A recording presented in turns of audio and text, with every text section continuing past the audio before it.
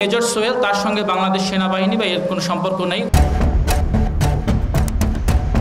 আইন শৃঙ্খলা রক্ষাকারী বাহিনী সহ বিভিন্ন সরকারি প্রতিষ্ঠানে চাকরি দেওয়ার নামে প্রতারণায় জড়িত চক্রের মূল হুতা সহ 6 সদস্যকে গ্রেপ্তার করছে র্যাব 4।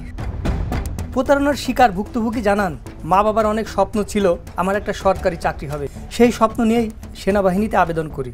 পরীক্ষার পরে শারীরিক সমস্যা আছে বলে বাদ দিয়ে দেন। ঠিক তখনই একটা অপরিচিত নাম্বার থেকে ফোন আসে, 7 লাখ টাকা দিলেই চাকরি হবে। প্রস্তাবে ভুক্তভোগী রাজি হয়। আমাকে মূলত চাকরিটা নেওয়ার ইচ্ছা ছিল আমার বাবা মায়ের ইচ্ছাটা পূরণ করার জন্য, কারণ তারা সর্বদা চেয়েছিল যে আমার ছেলেটা সরকারি চাকরি করুক। এটা আমি সেই আশায় এসেছি এখানে।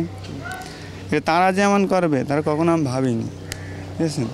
তারা যে ধূর্ত লোক আমি জানি না। শর্ত সাপেক্ষ মানে আপনাকে অ্যাপার্টমেন্ট লেটারটা দিয়ে দেবে, খালি 7 লাখ টাকা দিতে হবে, এটাই চুক্তি। পরবর্তীতে ভুক্তভোগী ঢাকা মহানগর শাহলী থানায় অবস্থিত একটি আবাসিক হোটেলে আসামি মোহাম্মদ সোহেল রানা, যে নিজেকে সেনাবাহিনীর মেজর পরিচয় দিয়েছিল, তার সাথে দেখা করতে বলে। সেই সময় গেলে তার সাথে প্রতারক তৈমুর রহমান নিজেকে কর্নেল দাবি করে চাকরি কনফার্ম বলে নিশ্চিত করেন। পরবর্তীতে আসামিরা ভুক্তভোগী ও তার ভাই রাজুকে আনসার ব্যাটালিয়নে যোগদানের নিয়োগপত্র প্রদান করে। নিয়োগপত্রটি দেওয়ার পর বিকাশ ও নগদ অ্যাকাউন্টের মাধ্যমে আরও 1 লক্ষ টাকা নেয় প্রতারকরা। নিয়োগপত্রটি পেয়ে ভুক্তভোগী ও তার ভাই বাড়ি আসে। ভুক্তভোগীদের তাদের গ্রামে আনসার সিপাহী পদে নিয়োগপ্রাপ্ত হয়েছে এমন একটি ছেলের নিয়োগপত্রের সাথে তাদের নিয়োগপত্রটি গড়মিল দেখতে পায়। খোঁজখবর নিয়ে জানতে পারে নিয়োগপত্রটি ভুয়া। এই বিষয়ে ভুক্তভোগীরা শাহলী থানা এবং র্যাব 4-এর বরাবর একটি অভিযোগ দায়ের করে। র্যাব 4-এর অভিযানে তথ্য প্রযুক্তির মাধ্যমে আসামিদের শনাক্ত করে 23শে সেপ্টেম্বর 2025 তারিখ রাতে ঢাকা ও সাভারে অভিযান চালিয়ে প্রতারক চক্রের মূল হুতা সহ 6 জনকে গ্রেপ্তার করে। আসামিদের গ্রেপ্তারের বিষয়ে কোম্পানি কমান্ডার শাহাবুদ্দিন কবির জানান, প্রাথমিক জিজ্ঞাসাবাদে প্রতারক চক্রের সদস্যরা দীর্ঘদিন যাবৎ চাকরি প্রত্যাশীদের সাথে প্রতারণা করে আসছে বলে স্বীকার করেছেন। এছাড়াও আসামিদের গ্রেপ্তারের সময় একজনকে পাওয়া গেছে, যাকে সেনাবাহিনী চাকরি দেওয়ার নাম বলে ঢাকাতে নিয়ে এসেছিল। প্রেস ব্রিফিংয়ে তিনি আরও জানান, একাধিক মামলাও রয়েছে, এমনকি এই একই অপরাধের দায়ে আগেও তাদেরকে গ্রেপ্তার করা হয়েছিল।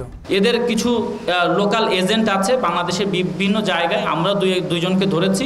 এদের মাধ্যমে এরা এই মোবাইল নম্বরগুলো সংগ্রহ করে এবং আমরা যখন এই প্রতারক চক্রকে গ্রেপ্তার করি রাজুর অভিযোগের ভিত্তিতে, ঠিক তখন কিন্তু তাদের কাছে আমরা আরেকজন ভুক্তভোগীকে পাই, যাকে আজকে চট্টগ্রামের বাইজিতে নিয়ে যাওয়ার কথা ছিল। ওখানে একটি বাহিনী নিয়োগ প্রক্রিয়া চলছে এবং এই ভিকটিমটাকে তারা নিয়ে আসে চুয়াডাঙ্গা থেকে।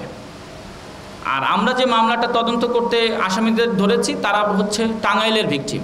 তো বিভিন্ন জেলায় বিভিন্ন জায়গায় ওদের এজেন্ট নিয়োগ করা আছে, লোকাল এজেন্ট নিয়োগ করা আছে।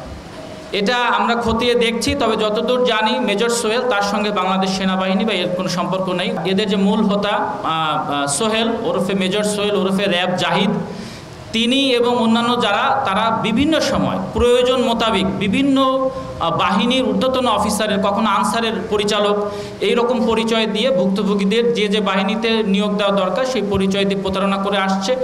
এবং সোহেলের সঙ্গে আমরা ওর মোবাইল ঘেঁটে বিভিন্ন নারীর সাথে ওর যে অনৈতিক সম্পর্ক, বিশেষ করে বাহিনীর ঊর্ধ্বতন অফিসারের পরিচয় দিয়ে মহিলাদেরকে ফাঁদে ফেলা, তাদেরকে বিয়ে করা এবং তাদের সর্বস্ব কেড়ে নেওয়ার কিছু তথ্য প্রমাণ আমরা মোবাইলের মধ্যে পেয়েছি। অন্যান্য যারা গ্রেপ্তারকৃত তাদের সম্পৃক্ততা আছে কি না সেটা তদন্তকারী অফিসার বিস্তারিত তদন্ত করে বলতে পারবে।